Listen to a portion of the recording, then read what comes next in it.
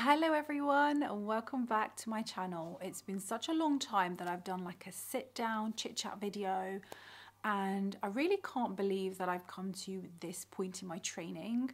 I recently sat the new SCA exam and I was so grateful for passing because it's such a new exam with such little resources out there. Not many people have sat it yet to give sort of feedback and advice, and maybe because I haven't done a OSCE style exam since like final year of medical school, so it was interesting.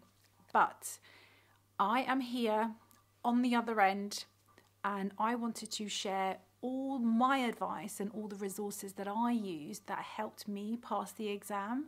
Now, everyone's circumstances are a little bit different. So I've got 2 children, so I had to start a little bit earlier than usual maybe, to factor in kind of like my general preparation time. So I'll go into all of that. Today's video is being sponsored by the MDU. I feel so honoured to work with them. They are here with a huge offer with 70% off your first year membership when you qualify as a GP. And I know this sounds like ages away now, but if you are sitting the SCA exam, you're going to CCT pretty soon. And it's quite daunting, but membership is one of the most important things we need to think about. I'll go into that in a moment as well. So I've got my coffee with me, get comfortable, and let's have a chat about this exam. I came back from maternity leave in August last year, and in my mind, I set the dates for this exam to be March. I don't know why. I think it was because it was the first week of March and I didn't want to be revising through my birthday month. So I was like, I'm going to aim to sit it the first week of March. So that's what I had in my mind. And I told my trainer that that's what I had in my mind as well. So we kind of like, you know, when we started off, we got going, and that's the sort of end point we were working for. With that in mind, I probably ended up starting my revision around October, so about 5 months before I was due to sit the exam. Now, everyone's different. Some people like to do a little bit at a time and just start early and pace themselves. Other people feel that they want to do a big chunk at the end, and that's what works for them. So basically just do what works for you. I've always started a little bit earlier than usual for my exam, so that's what I decided to do with this one as well.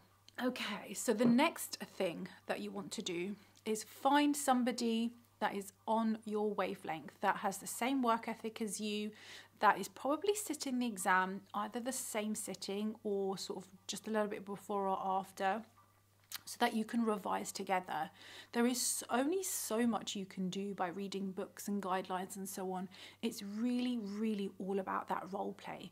And there's sometimes some things that you'll say, phrases, gestures that you don't pick up on, but when you're in that scenario kind of role playing with a friend, they'll turn around to you and say, that didn't really work, you just sounded really off, not empathetic, you really need to change the way you do it, and kind of play around with your structure a little bit. Some people find doing it in groups of 3 is a little bit better, so that the third person can be watching and give like objective feedback.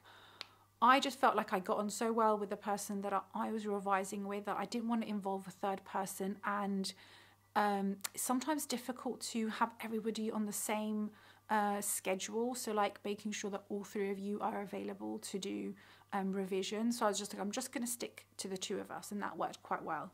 Now, the way that we started to revise first was using books, and I'm going to split this video into the books that I use, the websites that I used, and also the courses that I attended, so it kind of all makes sense. So the book that we first started to use was the CSA casebook. And this is like this big folder with loads and loads of cases in there, which was really good as a starting point. So there would be a doctor's scenario, then the patient's brief, and then an example consultation. So that's how we started it. We kind of went through one case at a time, gave each other 12 minutes, which is how much time you get in the exam. And we were just going through the cases and giving each other advice and feedback. We did feel a little bit lost though, because when you read like the RCGP website, there is no real mark scheme. They tell you like the domains that you should be, you know, working towards and so on. But there is no like, I just wanted like a solid mark scheme. Like, you know, when you were doing the OSCEs and you're like, tick, you've examined, you know, the hip, you've palpated it, you've done all this, whatever, I can't even remember now. I promise you I can examine a hip. So it had like a structure. So that's what we felt a little bit lost with. So then we reached out and we signed up to the eMedica website, and they had like this pack with 60 cases in there. And the really good thing about that was it had like, you know, the doctor's brief and the patient's brief, but it had like a clear mark scheme, and it allowed us to kind of checklist ourselves what we were asking. Were we getting the ice in, and, you know, not just asking it for the sake of asking it, but actually trying to use that in the management, and, you know, just eliciting all the important information from the scenario. So what we did is we parked the CSA side, the CSA casebook aside for a little bit, and then we started on the eMedica cases. So we would choose one day a week, usually it was like a Saturday evening, and we would do 6 cases in total, so 3 each, time each other, go through the case, mark scheme, give each other feedback, next. So we did that sort of every weekend. We did that, so we got through the 60 cases, and I think that took us up until about January. And that's when the exam started to get close, and we were like, oh my God, like we're actually counting down the weeks now, and it feels like it's round the corner. Because before it was like this thing in a distant future that we were just preparing for. I had booked the RCGP course. They have 2 types. They have the 3-day SCA course, and then they have like a 1-day, like a shortened version of the thing. So we were lucky enough that we actually got a space for the 3-day course. We booked it all the way like back in October. And so we did that. We booked the SCA course. In addition to revising for the cases in the backgrounds, we then attended the RCA course, RCGP course. How was the course? So it was one of those ones where you can use your study budget to pay for it. So that was fine. I felt like it was a little bit dragged out. It could have been like easily 2 days. But I didn't mind. I was sitting at home, revise, like it was online, so it was fine. And the good thing about this particular course was that it was actually presented by the people examining, like that are scoring the actual exam. So you got feedback directly from the people who were running the course. So that was really useful because you could ask them, you know, like all these niggly questions, and they would just give you the honest answer. And then what they did as well, they went through some example scenarios that were like pre-recorded with previous candidates, I think, or like during their pilot scheme, and then like tell us how and why they would score that candidate in a certain way. So it really gave us insight into what they were looking for, how we were expected to structure the consultation, and what were the important things that they were looking for in the consultation.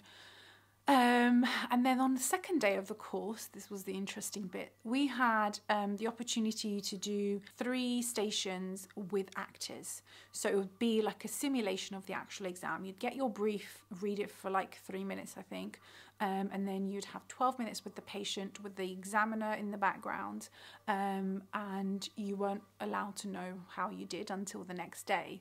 And so I did like my cases, and I was like, oh, this is all right actually, like, you know, they're quite fair.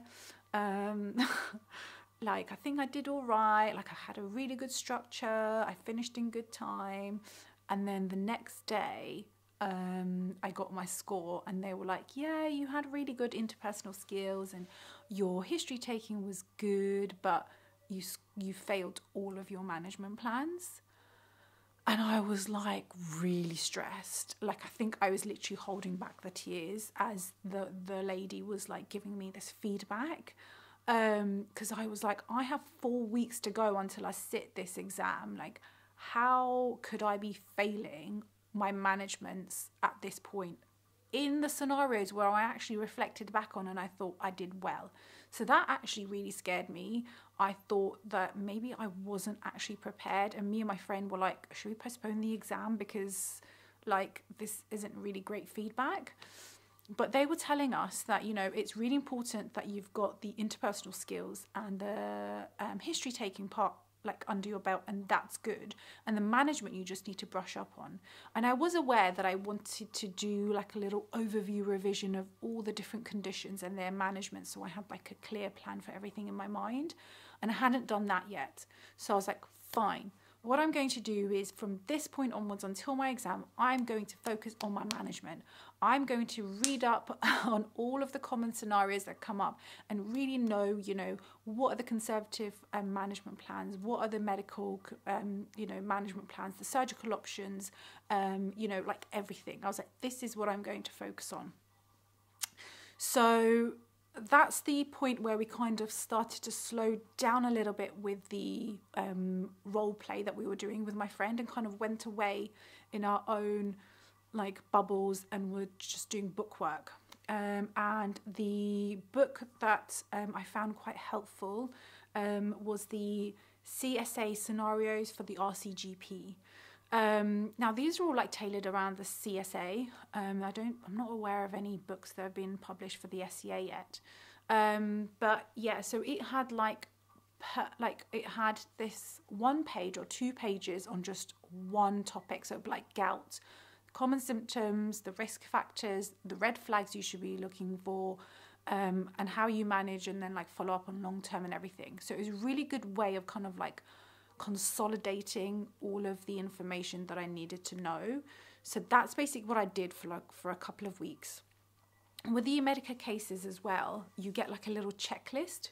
So I then used that checklist to make sure that I was like going through the most common things that you get presented with in as like scenarios in the exam. So I was like ticking off, you know, everything. The only thing that I feel like these resources, so the eMedica, the SCA casebook, and also the SCA scenarios one, the thing that they kind of lacked, which I'd really wanted some exposure to, was like ethical scenarios, professional dilemmas, and things like that. So like, you know, what happens if a patient comes to you and complains about another colleague, or you know, what happens if a patient comes to you and they're not happy with the way that their gender dysphoria has been you know, like dealt with, and you know, the waiting list, and just like scenarios like that. So this is where we came across the SCA revision website, and it was a bit sort of clunky as a platform. It wasn't very sort of streamlined and slick, but it had really nice cases on there for like ethical scenarios and professional dilemmas, things that I wasn't exposed to with all these other resources. So for a good like 3-4 days, I went through that website, did a few role plays with my friend as well, just so that we can practice like saying the phrases and, you know, kind of like knowing which words to use, and also just having the knowledge of the different services work. So like the right to choose, and like I don't think I was actually really aware of what that meant. And, you know, if somebody goes privately, for example, to have like an ADHD assessment or a gender dysphoria assessment, like I didn't then know if they had that then privately, how does that link into the NHS, just stuff like that. So that website was really good to tackle those types of scenarios, and it was just like an extra. I was a little bit anxious when I started because I was like, I've got a week to my exam. I really don't want to be touching another resource because it's just going to give me anxiety if I don't get to do everything in there. I'm just going to feel like it's incomplete. So yeah, so that's what we did, and it was very useful. So those are the resources that are used. A little bit about the exam day. There was a lot of controversy. If you remember, because there were so many IT issues and a good chunk of people just weren't even able to finish the November sitting. So that was kind of on my mind as well, but I was lucky that on the day it was all fine. So you go into the practice, and obviously things aren't going to go to plan. The room that I'd set up, there was a locum GP just finishing off their morning clinic, and they still had a few patients to see. And I was like, I need you to get out right now because I've got an exam that starts in like an hour and I need to prepare myself and do some mindfulness. And she was really kind. She was like, oh my God, yeah. So she switched rooms. And then I like set up everything, you know, like the screen had been removed and stuff. And I was just pacing up and down the room. I just felt really anxious because, I mean, I get a little bit anxious with exams anyway. But I had so much at stake because I'd been revising around like the kids, and, you know, especially the last few weekends running up to the exam, I'd sent them away to grandparents and hardly saw them. So I was like, I really just want to be able to pass this exam and just, you know, put all my efforts in and just lay it to rest and never have to think about it again. So you register and then you're being invigilated at that point. So I didn't realise. So I was like, you know, doing all these breathing exercises, and then the invigilator came up and she was like, I've been seeing you like praying and like breathing and stuff like that. And I was like, yeah. So we had a little chat and she was really nice and kind of like helped me calm down. We did the ID check and stuff. And then it was like, fine, you just have to wait now. Registration's done until, you know, it's time to start your exam. So there is a lot of waiting, which, you know, is hard because you're like, I just want to start it now. Like, can we just get into it? And then you go through it, and like, because you're in that mindset, like, especially when you come round to the middle where you get a 10-minute break, you're like, oh my God, like I'm halfway through this exam already. Wow. And then you're finished afterwards, and then they check to make sure that all the recordings are fine, and if they are, they basically say, well done, you know, you're good to go, and then you get to switch off. And then you come to the post-exam period, which is an interesting period. So this is probably what will happen to you, and just know that it's happened to almost everyone that I've spoken to, and it's very, very normal. So as soon as you finish your exam, okay, like literally the first hour, you'll walk away and be like, oh, that was all right, actually, I think. I mean, yeah, obviously there was a few things that weren't great. Maybe I messed up a couple of stations. I wasn't too happy with the way I did this, but I think overall it'll be fine. And yeah, so you will start to run through the scenarios one by one and think about what it is that you said, what you could have said, what you could have done differently, and you start rationalizing everything, and you start like, you know, thinking about the scores that you would have got. You start to realize, oh my God, have I actually done enough to pass this exam? And so that post-exam 24 hours, 40 hours, you start to feel anxious. Like, well, you know, my friends and family were like, you've done the exam now, like, don't you feel better about it? You know, it's out the way, you can relax now until the exam time, you don't have to think about it, it's done. And I was like, yeah, but like, I don't think I've passed. And then that lasts about a couple of days, and then you absolutely just forget about it. You start enjoying the life that you had before you started to revise for the exam. You start to see all the friends you didn't get to see, catch up with people, go out, do all your errands, clean your home, like spend time with your like friends and family and kids. And there's just so much jam-packed into that 3 weeks before the results day.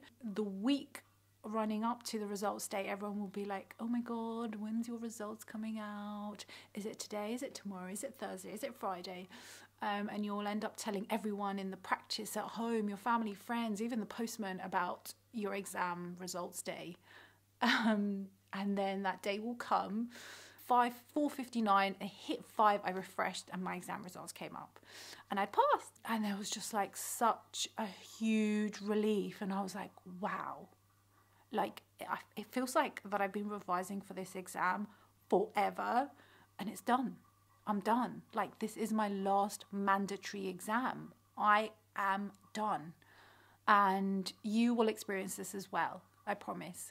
And it feels euphoric at that point, because you're like, okay, like, I have no more exams to worry about. I mean, obviously I'll probably sit some exams. I'm already brainstorming some extra like diplomas and stuff that I want to do, but that's a different topic. So yeah, so from the start of my revision period all the way to my exam, that's all the emotions that I went through. That's all the resources that I used. And how many months have I got now pre-CCT? I think I've got about 6-7 months. So I'm really happy that I did my SCA exam in good time, because I have a few colleagues who are doing their SCA exam like now, and they're CCTing in August. So like, God forbid if they didn't pass, then they have to extend their training. So I didn't want to be in that situation. I wanted to give myself enough time and also like enjoy my ST3 year. I just want to enjoy training without working towards an exam. Like, I just want to take some study leave and do different courses and just explore different things and work on my personal development as a GP, and, you know, think about my areas that I can develop in like the wider world of primary care, like, you know, join some PCN meetings or whatever it is that I want to do. I just want to focus on doing that. So that's why I decided to do it like in good time before my CCT. So I'm glad that that's happened, and I've got a few things in mind now that I want to do in the upcoming months. Okay, so the battery finished, but we are back. So that also means that I now need to think about writing up a CV, applying for jobs, getting ready for interviews, which is like a whole new thing to think about for me. I haven't really had to think about that for years and years. And also, one of the most important things, obviously, is to sign up to a medical defence organisation as well. And this is where the MDU comes in. I have been working with the MDU for about 2 years now, as in like content wise, but I've been signed up with them for many years before that. And when I think of the MDU, it just gives me trust, and that is exactly what you need in a medical defence organisation, because it's run by doctors as well, and they give you such amazing advice when you're in a situation where you need medico legal input, if you're facing a complaint, if you're going to go to the coroner's court for an inquest. They will help you and guide you in your professional career. And to make that even better, they are offering up to 70% off your first year membership as a fresh CCT'd GP who's been allowed to let loose and explore the world in primary care. Although if you're still thinking about the SCA exam, that seems like a hurdle that you need to cross before you even think about those things, that day will come round really, really quickly. And the great thing as well is that they have doctors on their team who are GPs who have been qualified for many, many years and who have a lot of experience in some of the things that we as newly qualified GPs can find very, very stressful. What I'm going to do is I'm going to put a link in the description below. Click on it, just put your details in. It's very easy and short, and you will be getting a quote based on what you input in there, and then it's all set up for your CCT date and you're all done, and that's how easy it is. So yeah, that's all from me. Thank you so much for watching. I hope that some of the tips and resources that I've provided for you in this video is going to be useful. It's what I use, it's what I felt helped, and it's also what my friends are using as well. Best of luck in your SCA exam. Trust in yourself, and also don't forget to give this video a thumbs up so that I know that you enjoyed it, and you might want to share it with your colleagues as well. A lot more easier than maybe explaining everything. But best of luck, and I'll see you in another video. Bye.